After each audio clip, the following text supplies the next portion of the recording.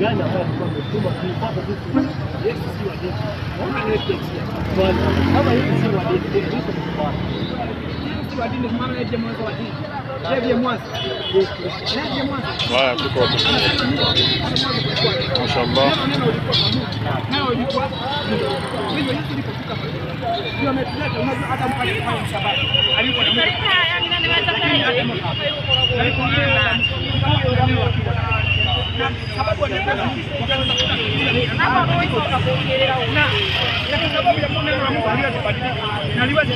Karibisha katika Uislamu. Kwa sababu gani? Kwa sababu alikula kitu ambacho alikuwa anaeleza kwamba utakapokula wewe mwenyewe. Sasa dhambi ya mauti ikaingia. Na ilipoingia kifo kikakuwa kinatawala mwanadamu. Huyu ilifanya nini? Ilistahili kwamba kuja kutoka mbinguni. Mtu mmoja aje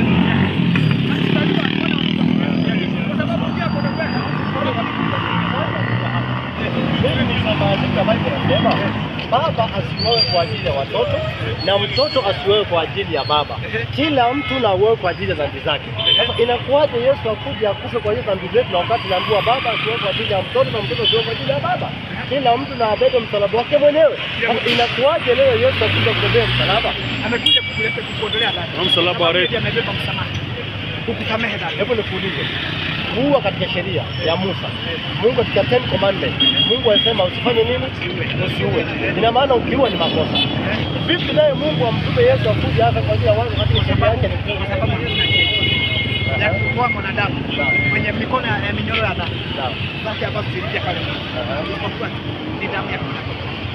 Habari Yesu. Waweza kusomea kwa moja hapo. Nasemaje? Kitabu cha Mathayo 12:38. Alafu Andiko moja. Mathayo ngapi? Nataka tuwe na muda mimi na wewe tukae chini tusikane. Mathayo ngapi? Pote pale kama ndio watu Mathayo 12:38. 12:38. Neno linasema hapo baadhi ya waandishi Mafarisayo wakasema mwalimu tunataka kuona ishara kwako. Akajibu akawaambia kizazi kibaya na cha zina kinatafuta ishara, wala hakitapewa ishara ila ishara ya nabii Yona. Kwani kama vile Yona alivyokuwa siku 3 mchana na usiku katika tumbo la nyangumi, hivyo ndivyo mwana wa Adamu atakavyokuwa siku 3 mchana na usiku katika moyo wa nchi. Tulia hapa. Yesu asema kizazi kibaya cha zina kinatafuta ishara kwangu. Bwana hakitapewa ishara ila ishara na Yona.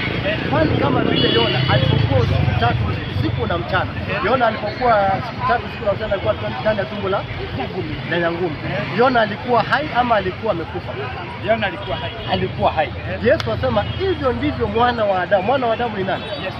Kwa hivyo hivyo ndivyo Yesu atakapokuwa siku ngapi? Yohana alikuwa hai ama alikuwa amekufa? Yona alikuwa hai. Yona alikuwa hai. Na Yesu asema atakuwa kama nani? Yona. Kwa hivyo yeye atafanyaje? Mtu ni nani kwanza nikuulize mtu ni nani? Mtu. Yesu mwenyewe ni mtu. Unajua mtu ni nini? Mtu ameuko na vitu gani?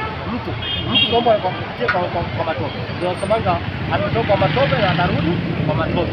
Huyo ni mtu. Huyo ndio binadamu. Nakwambia hivi. Najua kitu kinaitwa hapa yai. Ndio vizuri sana. Yai inakuwa na vitu gani? Inakuwa na ile ya juu, nyeupe na yellow.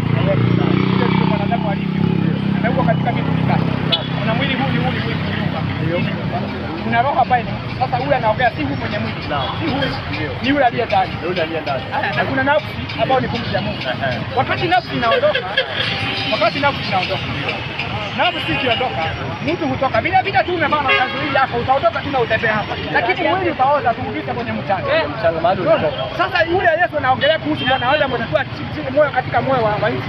Si ule mwili wake ulikuwa pale umelazwa pale kabla. Lakini nauliza, bali ni yeye mwenyewe. Lakini hakuna binadamu anakupanga roho. Binadamu yote akifa roho inarudi kwa Mungu, mavumbi inarudi kwa mavumbi. Si kweli? Hakuna binadamu kufa roho. Yoyote yule. Kwa hivyo Yesu aliposema mimi nitakuwa kama